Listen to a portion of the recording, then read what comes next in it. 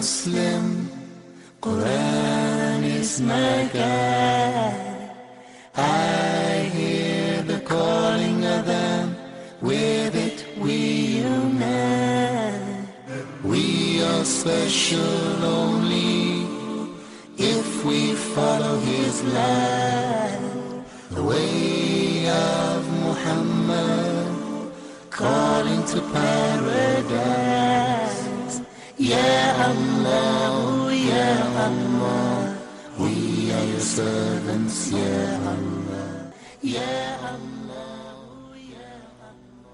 بسم الله الرحمن الرحيم.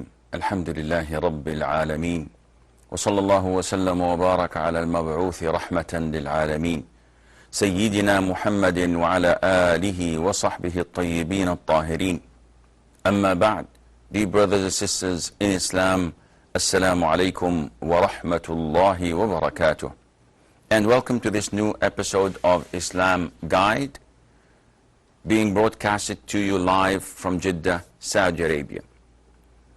And again, the objective of this series is nothing much, yet it is essential for us to restore the dignity and honor of Islam and the Ummah of Islam.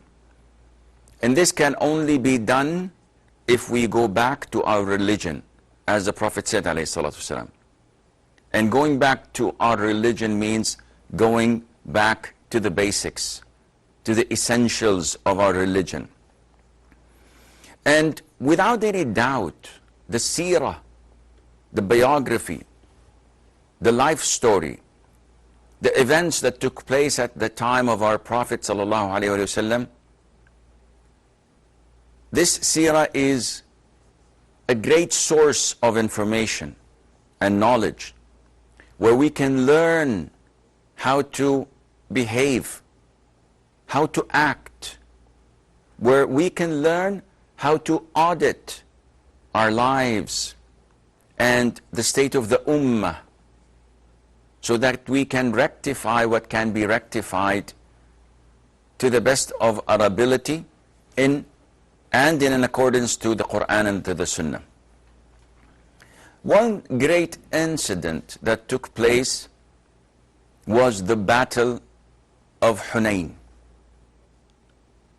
And the Battle of Hunayn took place on the 8th year of Hijrah, only a couple of weeks after the conquest of Mecca. The Prophet came alayhi salatu wasalam with 10,000 soldiers, and he conquered Mecca without a fight. And in less than 2 weeks, he heard of two tribes adjacent to Mecca mobilizing to fight the Muslims. And usually there was no beef with them, as they say, before that. So this was quite strange. Why would they be so hostile? The tribe of Hawazin and the tribe of Thaqif. And they gave their leadership to one of them, Malik ibn Auf, who was not sound in his strategy nor tactics, like most leaders. And the event tells us that the Prophet ﷺ, in less than 2 weeks after the conquest of Mecca, managed to mobilize the army again and move towards Taif, the mountainous city. And he had his 10,000 troops with him, and 2,000 extra came from the inhabitants of Mecca, whom he had set free when he conquered Mecca. And this is quite astonishing. Someone who was chased out of his hometown after 53 years of living there, chased out of his wealth, of his loved ones, And all of the companions were with him, expelled from Mecca. When Allah Azza wa Jal grants him the victory over these people who killed his loved ones, who chased him out of it, they killed Hamza ibn Abdul Muttalib, the uncle of the Prophet ﷺ, and so many. The moment he got hold of them, he gathered them in the masjid of Mecca, Al-Haram. And he said, what do you think I'm going to do with you? The norm is either execution for their crimes, or enslavement, or to be sold somewhere. So the people of Mecca said, you are an honorable, generous brother, and the son of an honorable, generous brother, referring to him and to his father. And they were in fear of their fate. The Prophet said, ﷺ, go, you are free. Who would do such a thing other than a messenger and a prophet? Those who accepted Islam a couple of weeks ago or a week ago, they jumped the wagon and they said, we're coming with you to fight for the cause of Allah. So their Islam is still on shaky grounds. So the Prophet went with them, alayhi salatu wasalam, just after the break of dawn, not knowing that the tribes of Hawazin and Thaqif plotted a couple of days earlier and managed to hide behind the bushes and in the valleys, and they hid well so that they won't be detected. And the plan was, the minute the Muslims are within range, archers would shoot all what they have, and the whole army of the idol worshippers would attack at once. The Muslims were marching, not anticipating of what is awaiting for them, and all of a sudden they see arrows coming towards them from all directions. So they, without any thinking, turn their backs and flee the battlefield. They fled the battlefield because this is the only thing they could think of at the time. They were taken by surprise. Only the Prophet ﷺ and a handful of companions remained steadfast. The funny thing was that the Prophet ﷺ was not on a strong camel, nor was he on a fast horse. The Prophet was on his mule. Scholars say that no one would fight a battle and be at the front line on a mule. This is not an animal to fight on. However, due to the full trust of the Prophet ﷺ and confidence in Allah, he's so dependent on Allah, and he knows that victory would be at his side. It was every day's job to him. Full reliance on Allah. So, among those who remained with the Prophet ﷺ were Al-Abbas ibn Abdul Muttalib, who was the uncle of the Prophet ﷺ, and his nephew, the cousin of the Prophet ﷺ, Abu Sufyan ibn Abdul Harith ibn Abdul Muttalib. And instead of the Prophet ﷺ retreating or concealing his identity, he started marching towards the enemy forces. And he says, أَنَا النَّبِيُّ لَا كَذِبْ أَنَا ابْنُ عَبْدِ الْمُطَّلِبِ. It is I, the Prophet, this is no lie. it is I, the son of Abdul Muttalib. And this shows you the bravery of the Prophet ﷺ. Al-Abbas is trying to hold the mule back. And when the army started marching, the Prophet ﷺ ordered Al-Abbas to raise his voice and call, because he had a loud voice. To call whom? He said, call the people of the tree. Who are the people of the tree? Well, a couple of years earlier, when the Prophet ﷺ came all the way from Medina to Mecca, while wars were still ongoing between the Muslims and the disbelievers, he, alongside with 1,400 plus of his men, came in the attire of ihram to perform umrah. And the house is the house of Allah. We're not here to come and fight. We don't have our armors. We're coming to perform this ritual. For the first time in history, the idol worshippers blocked those worshippers who came for Umrah from entering Mecca. And the Prophet sent, alayhi salatu wasalam, Uthman ibn Affan to mediate with the idol worshippers, because he was from a prominent tribe, and Abu Sufyan, the head of the Mecca idol worshippers, was his cousin among so many of his tribe.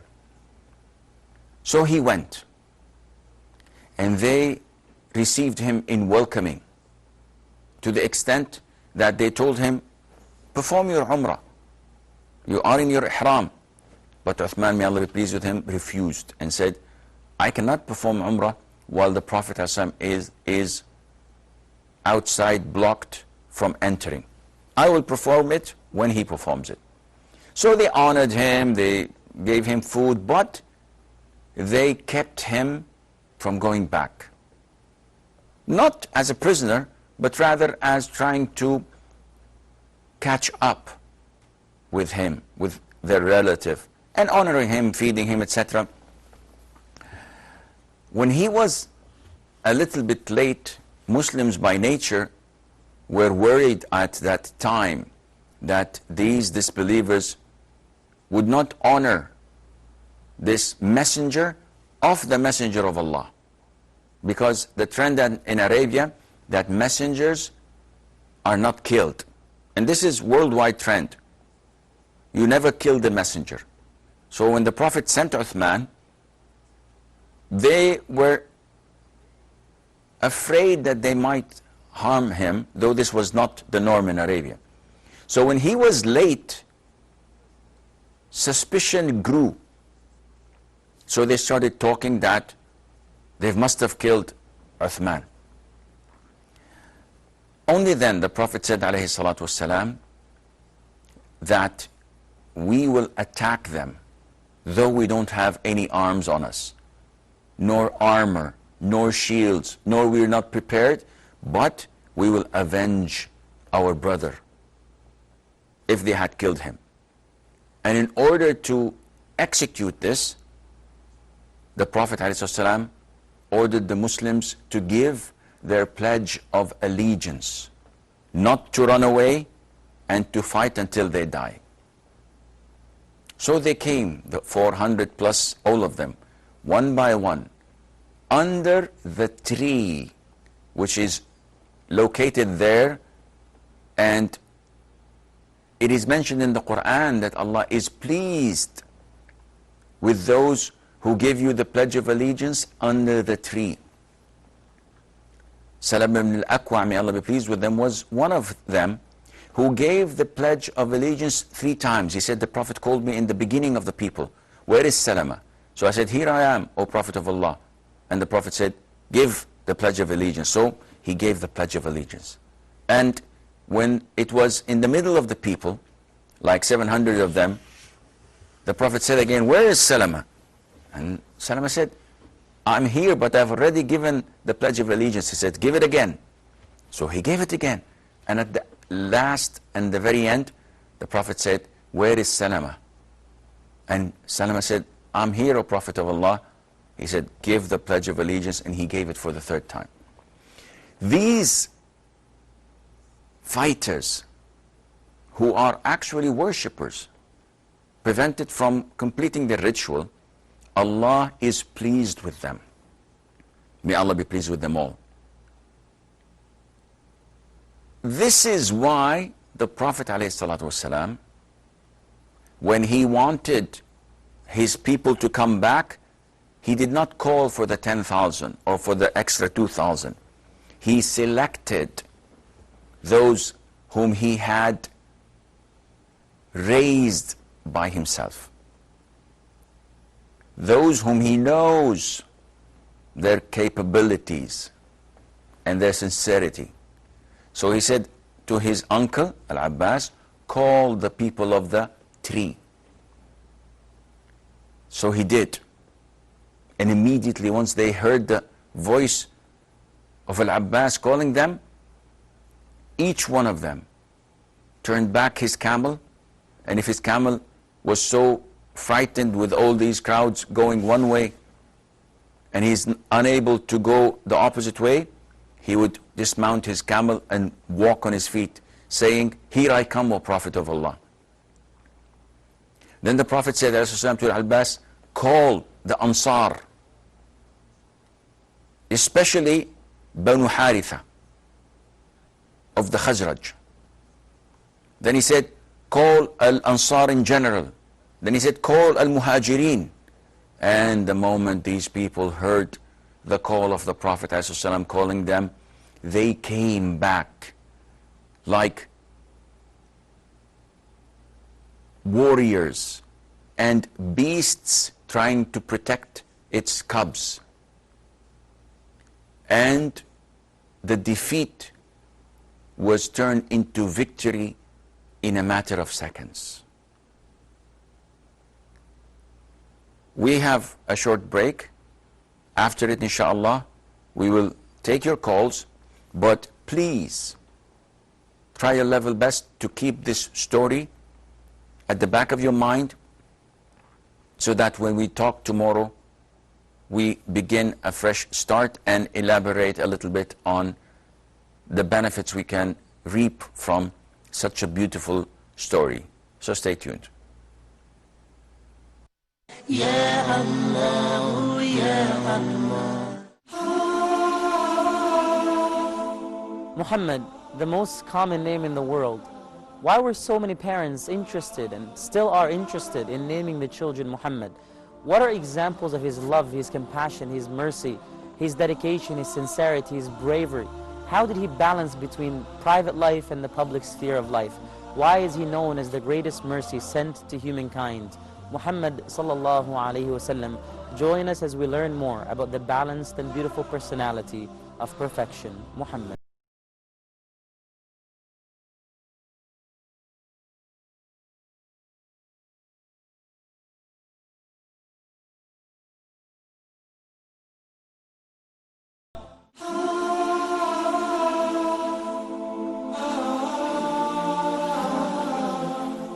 That group of category is one of the 7 people who will be under the shade when there is no shade but Allah's shade on the Day of Judgment. Scholars of Arabic language, explain the meaning of the word haya. They said it's the fear of something that's shameful.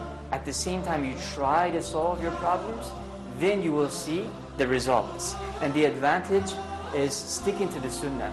When you stick to the Sunnah, that's when you see the advantage. But could you elaborate more? What do you mean, sticking to the Sunnah? They commit a lot of, major sins, because the problem is that they try to convince you by saying, Wallahi is the best, Wallahi it is the best, you won't find anything like it, So you're going from a sin to another sin, to a greater sin. Man, it's been over 1 hour, I'm waiting for you. Okay, bro, it's not a big deal. At least you should have called. Oh, not again. Don't get too serious. وعباد الرحمن الذين يمشون على الأرض هونا وإذا خاطبهم الجاهلون قالوا سلاما.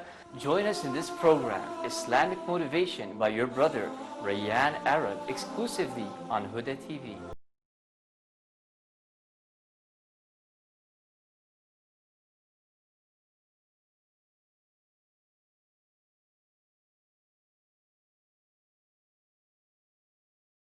Ya Allah, Ya Allah, we are your servants, Ya Allah. Assalamu alaikum and welcome back. Brother Zaki says, or Sister Zaki, does patient who dies due to brain and lung cancer can be within the category of martyrs? First of all, we know that the hadith of the Prophet ﷺ classifying a number of fatalities to be under the category of martyrdom. So basically, those who die on the battlefield, fighting for the cause of Allah, fighting disbelievers, they are considered to be martyrs. The Prophet ﷺ told us that Allah Azza wa Jal has made other categories among the martyrs as well, yet they do not die on the battlefield. And among them, the Prophet said, the person who dies drowning, the person who dies in fire, out of burning, the person whose building collapses over his head, the person who dies in the plague, in the epidemic, the plague, a person who dies with an illness of the stomach known to the Arabs,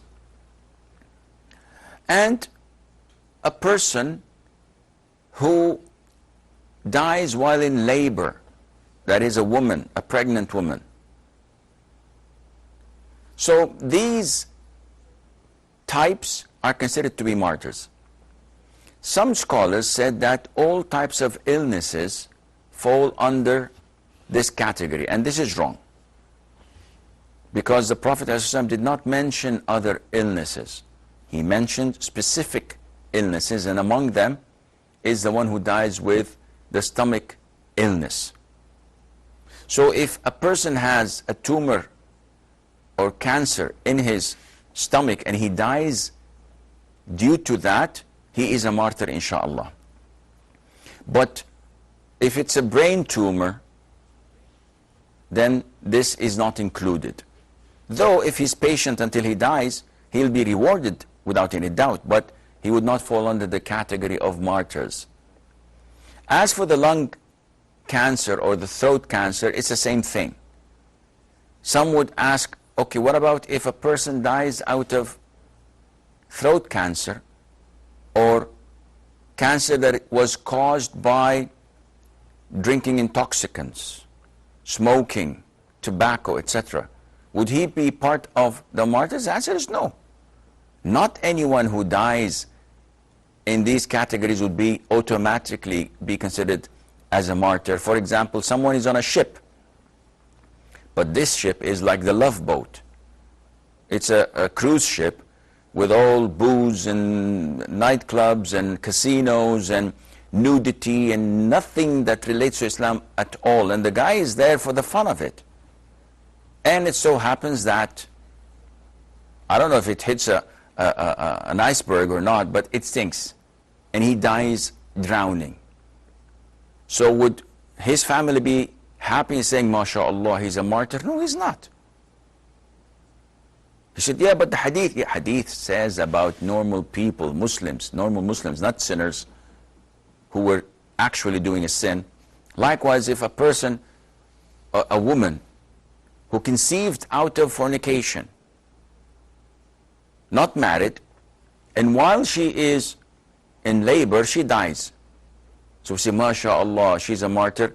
This pregnancy was a result of haram. So she cannot be a martyr she was a fornicator, committing a major sin. So one has to look at the hadiths with respect and through the Islamic perspective, and Allah Azza wa Jal knows best. This is from Brother Amir. He says that if a brother breaks his fast through masturbating, is he still advised to stay away from food and drink until iftar time, or is there no point? First of all, anyone who intentionally breaks his fasting during the day of Ramadan without a legitimate reason, he is sinful. He is obliged to make up for that day, after Ramadan of course. Thirdly, he is obliged to continue fasting, even if a person drinks intentionally and he breaks his fasting. Afterwards he says, wow, what I have done, this is a mistake, I've broken my fast, but what the heck, let me even have lunch and a cold soda afterwards. The answer is no, this is another sin. Though your fasting is broken, but you're obliged to continue your fasting until sunset, though it's not valid anymore, but this is what you are ordered to do. Because breaking your fasting does not mean it's okay for you to do whatever you do and live life normally. On the contrary, it's a sin, and you're obliged to continue your fasting, and Allah Azza wa Jal knows best. Abdul Wahid, I think his name, he says that he has a doubt.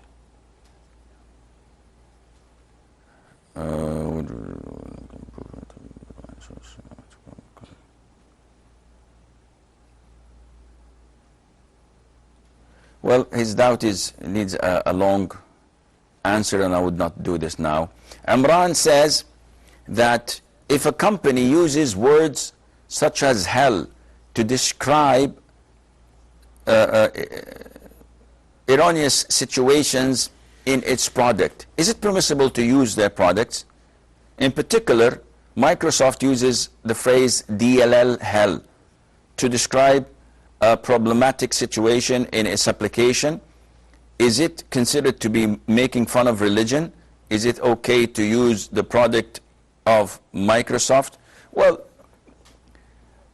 to use the product of Microsoft or not, this is up to you. There is nothing wrong in using it. As for some of us who has this sensitivity towards any thought, any word, to the extent that I get tons of questions every day, Shaykh, I thought of this and that. So is it kufr? Am I a kafir? Should I say the shahada? A sister sent me an email saying that she was listening to a lecture of a sheikh, and he repeated the word porn. So she's asking, is my fasting valid? And I was thinking, why? She said, because I heard the word porn so many times, and I also heard from shuyukh, from scholars, that watching porn or listening to porn invalidates your fasting. This is a big problem. If you don't know, ask, because the remedy for ignorance is asking. The problem is when you go beyond that and you assume things. Islam is a religion of nature. It's a logical religion. If you hear the word porn, doesn't mean that you are listening to porn or you're watching porn, and this does not affect your fasting. So the brother here is telling us that they use the term hell. So are they mocking? Not necessarily. And even if they're mocking, this is their own sin. As long as we can benefit from their products, if we need to benefit from it, akhi, the word hell is being used like 15 times a minute in people's rhetoric. So should we boycott all of them and maybe not speak to them at all, or this or that? This is an exaggeration that Muslims should try their level best to stay away from. The lines are open if there's anyone who has a question. And this is from Farhana. She says, I started reciting the Quran a few months ago with the intention to finish it in the month of Ramadan. Is this permissible? Please, okay, to the rest of the question. First of all, may Allah Azza wa Jal grant you and your family and save you from all the dangers and pains that you are suffering from. As for the question, this is frequently asked. There is no obligation on us as Muslims for the amount of the Quran we should recite. And Allah Azza wa Jal told us to recite whatever is possible. So even if you recite 1 page a day, this is up to you. If you don't recite Quran at all except in your salat and your adhkar, this is up to you. You see, Jannah is made of levels. So if someone says, I'll only recite 1 page, it's like him saying, I take the ground floor. If someone says, I'd recite so much and much, I said, okay, this is the middle floor, or maybe the highest in paradise. So it depends on your intention, it depends on your enthusiasm, where you want to reach. So beginning 2 months before Ramadan, this is okay without any problem. It is recommended that you finish the Quran once every month. Muhammad from Gambia? Yes. Yes, Muhammad. Yes, sir. Alhamdulillah, I've been watching your program on so many occasions for my TV. And also, what people are still like, one of my Muslim brother, alhamdulillah, is about the hell, or what they say in hell.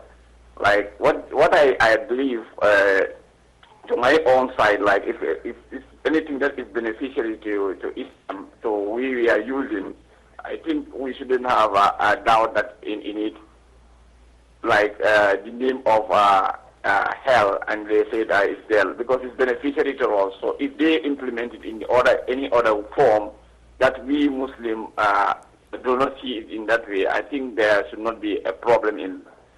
But my question is like here, the question I want to ask, like when you are fasting in the month of Ramadan, like you ejaculate unintentionally, does it affect your fast, or it's you have to continue fasting? If you do what? If you ejaculation. Okay, intentionally or while asleep? No, unintentionally. Okay. Any more questions? No, that's my question. Okay, I will answer you inshallah.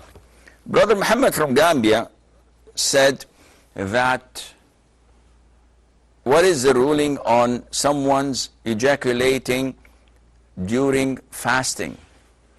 And the answer is, and we mentioned this earlier on in the series, I believe, that it is one of the 7 things that nullify your fasting. And the 7th, we said that it is an issue of dispute. But ejaculating intentionally while awake, this is a major sin anywhere. And it is even greater during the month of Ramadan, and it is greater when you're fasting. It nullifies your fasting. You have to continue fasting until sunset, and you have to make up for that day, plus repenting and asking Allah Azza wa Jal for forgiveness. Abdul Majid from Saudi. Hello, Assalamu alaikum, sir. Assalamualaikum. How are you? I'm fine, Hayakallah. Sir, I have one question. Yes. My uncle had an eye operation, and doctor advised to him to put eye drops 6 to 7 times per day. To put what? Eye drops. Eye drops. Medicine. So 6 to 7 times per day. Okay. So still he can have a fast, doctor, sir? And the drops are in his eyes. He's not drinking it. No, no problem, akhi, at all, even if it's 10 times a day. Yeah, even the nose and the eye also. No, the nose is different. Yeah. The eyes, eye drops are not things that affect your fasting, even if you find the taste in your throat. Yeah. While nose drops are different, because nose drops would go into your stomach and you will swallow that. And this is why in the hadith of Laqit ibn Sabura, may Allah be pleased with him, the Prophet ﷺ ordered him to exaggerate while blowing his nose in wudu, while rinsing his nose up his nostrils and throwing the water out again. He said, exaggerate unless you're fasting. So the Prophet told us that if a person is fasting, this is a normal passage to your stomach through the nostrils. So no, nose drops must be avoided if possible. If it's not, and it's essential for him to be administered or to take these drops, then he may skip the fasting of these days and make them afterwards, inshallah. Do you have a questioner? Yeah, I have another question. Yes, akhi. So while we're fasting, when we're cooking or cutting some vegetables, something, we just little finger cut and the blood will come little bit, something like this. Okay. In one drop, something. It's. So what you said, sir? Nothing is wrong with that. Your fasting is intact. Yeah. For bleedings and wounds do not affect your fasting. Your fasting is intact, inshallah. Okay, thank you, sir. Hayyak Allah. Yusuf has, not Yusuf, is it? Anam says, can a man say the 3 required divorces at the same time and divorce his wife? If the words are said in anger, is the divorce still valid? Okay, before we go to Anam's question, we have Dr. Anjum from Saudi. Assalamu alaikum, Sheikh. Salam wa rahmatullah. How are you, Sheikh? I'm fine. I regularly following your programs and I'm very much impressed by your knowledge. Jazakallah khair. One question I wanted to ask you. Yes. That I'm in Saudi Arabia and here we offer 8 rakats of Tarawih in our local mosque. Okay. Okay. But once we go for Umrah to Makkah or Medina, we offer 20 rakats. Okay. So this does. I'm confused. Why are you in our local mosques where I'm said that 8 rakats, there is a hadith regarding the 8 rakats, and I accept that. That's very good. But why we offer then 20 rakats in the Haram al-Sharif? Okay. Can you answer, please? Any answer? Any question again? You want me to repeat the question? No. Do you have any other question? Another question I have that 1 week after I am traveling to India. Okay, sir? Okay. Yes, I am traveling to India. If I want to keep a fast, so I will do sahur by the Saudi time, and Indian time is there is a difference of 2.5 hours. So once I reach to the India, once there is fatur there, iftar there, but in Saudi it's not iftar that time. So should I break the fast by the Indian time or by the Saudi time? Okay, I will answer you, inshallah. Thank you, sir. Thank you. Hayyak Allah. Ruqayya from Gambia. Apparently we lost Ruqayya. So Brother Anjum says he is confused why the local masjids in Saudi Arabia pray 8 rak'ahs, while the 2 noble mosques in Mecca and Medina pray 20. Akhi, why make an issue out of it? Mother Aisha was asked, and the hadith is in Sahih al-Imam Muslim, and she said that the Prophet ﷺ did not pray in Ramadan or elsewhere more than 11 rak'ahs. Some folks took this hadith and said that you cannot pray anything more than 11, and if you do, you are innovating. However, Aisha herself, may Allah be pleased with her, said in another hadith that he used to pray 13 rak'ahs. Ibn Abbas said that he used to pray 13 rak'ahs, and other companions as well. So what do you want to do now? Is it 11 or 13? Not only that, the Prophet, when he was asked by a nomad, tell me about night prayer, the Prophet said night prayer is 2 by 2. And if you fear Fajr, make 1 rak'ah as witr. So the Prophet did not tell him, and he needed to explain to the man if there was a ceiling not to exceed 11. But he didn't. And he cannot delay or postpone informing him of this when the time is needed to do it now. And there are numerous reports that Umar, may Allah be pleased with him, ordered the companions to pray 20 rak'ahs in Taraweeh, led by Ubay ibn Ka'b and Tamim al-Dari. Therefore, the sky is the limit. If a masjid prays 11, alhamdulillah, this does the job. If another prays 15, 17, 21, 23, this is no problem, inshallah. But to restrict it is like coming and saying that you can only perform once in your lifetime Hajj. You cannot perform twice. Why? Because the Prophet only performed Hajj once. He did not restrict it. This is what had happened. So I hope this answers your question. Nadia from Saudi. Hello, Assalamu alaikum, Sheikh. Salamullah.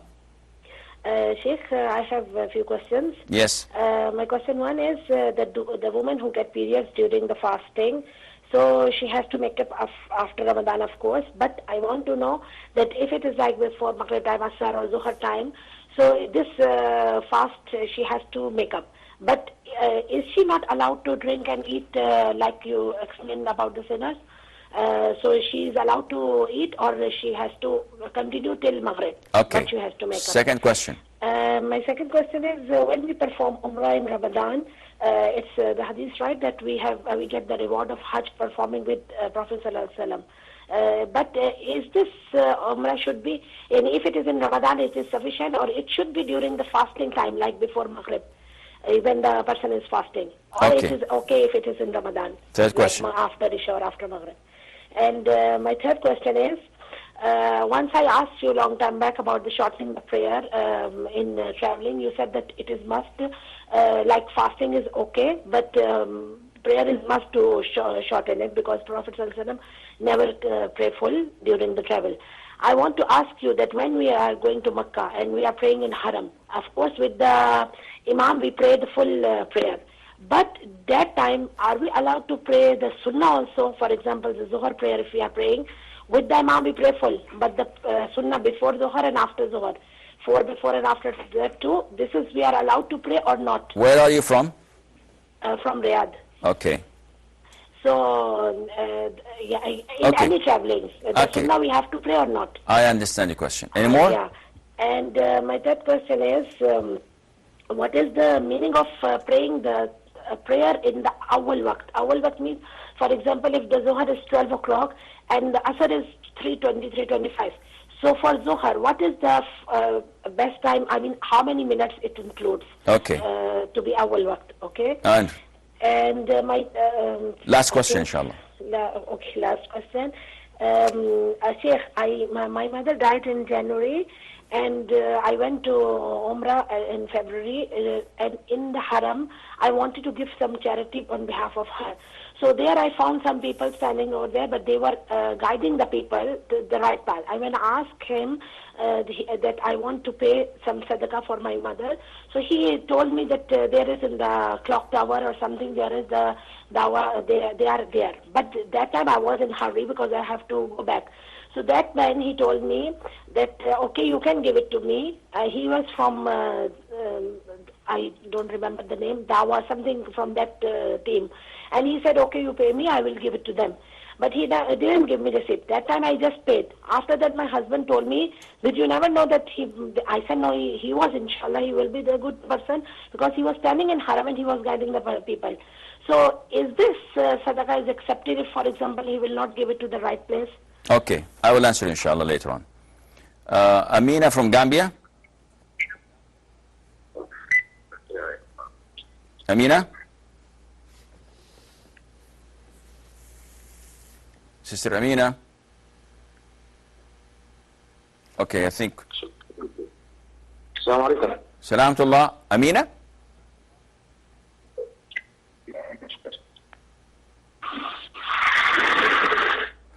Okay, I hope the caller calls from a better line.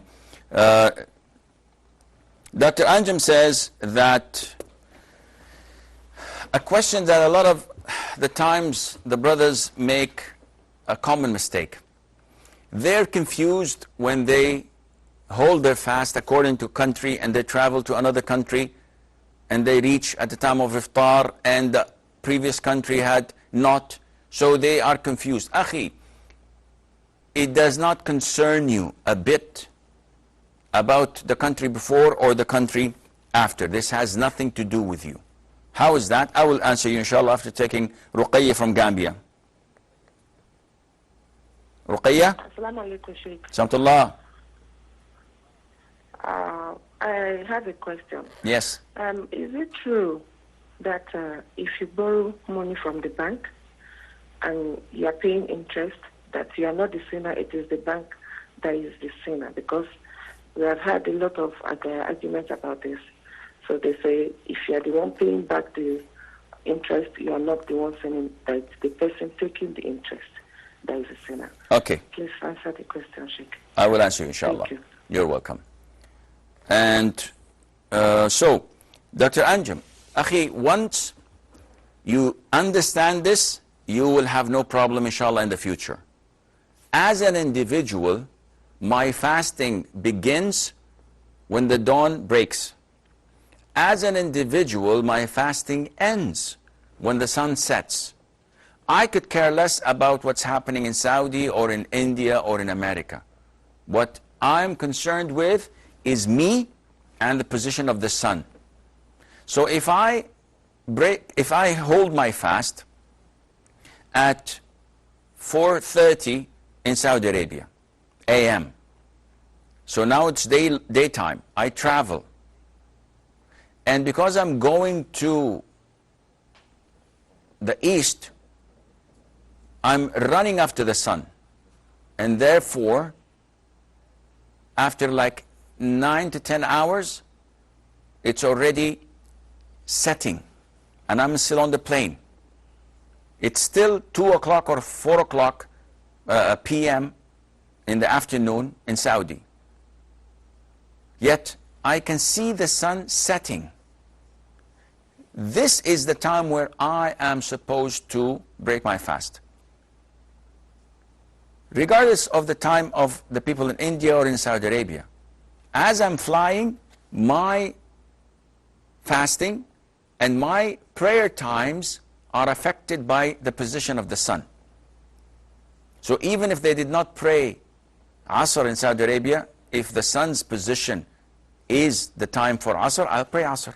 If the sun sets, I'll pray Maghrib, regardless of the time in Saudi Arabia or in India or anywhere else. So it is your duty to follow whatever the sun is and accordingly calculate your time. Nadia says that if a woman in her menses gets her menses during the daytime of Ramadan, her fast is void, correct. Does she have to refrain from eating and drinking? Not at all. She can drink and eat and does whatever she wants to do without any problem, because she's not like that sinner. She says that Umrah in Ramadan equals a Hajj with the Prophet ﷺ. This is wrong. Umrah in Ramadan equals a Hajj. The addition of with the Prophet ﷺ is disputed upon. So she says, is it a must that it's performed while a person is fasting? No, even if you perform it during the month of Ramadan, but at night time or before Fajr, there's no problem in that. The same reward is there. She says she heard me say that shortening prayer while traveling is a must. No, it's not a must. It's a highly recommended sunnah. So if she is in Al-Haram, does she pray Dhuhr's sunnah, Maghrib and Isha? The answer, no, because she's traveling. And I ask her, why is she from, where is she from? Because if she were from Jeddah and Mecca is not considered to be traveling distance. So they pray full and they pray the sunnah. But anyone else, he's considered to be traveling. She says, what's the meaning of praying at the beginning of the time? Meaning after the adhan is given, you pray. This is the beginning of the time. If you gave money to someone to give it to you on your behalf, and you trusted that person, even if he does not take it to the proper channels, it is inshallah counted for at the side of Allah. And finally, Ruqayya from Gambia, she says that there's a confusion. Some people say if we borrow from a bank with interest, with riba, it's the bank who is sinful. I'm not sinful. These are people without knowledge, and it's totally prohibited to speak without knowledge. The Prophet said, alayhi salam, in the authentic hadith, may Allah curse the one who gives riba and the one who takes riba, takes the loan, and the one who writes it down, the accountant, and the two witnesses. The Prophet said afterwards, they are all in the sin alike. So the giver and the taker, they share the same sin. No one would say that I'm forced to take it, so my sin is lesser. It's the same. Even the registrar is cursed like the one giving and like the one taking, and also the witnesses. This is all the time we have. Until we meet tomorrow same time, I leave you fi amanillah. Wassalamu alaikum wa rahmatullahi wa barakatuh. I am a Muslim, Quran is my guide. I hear the calling of them, with it we unite.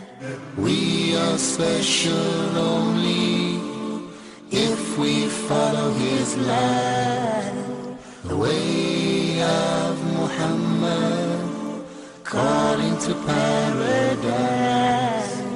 Ya Allah, Ya Allah, we are your servants, Ya Allah.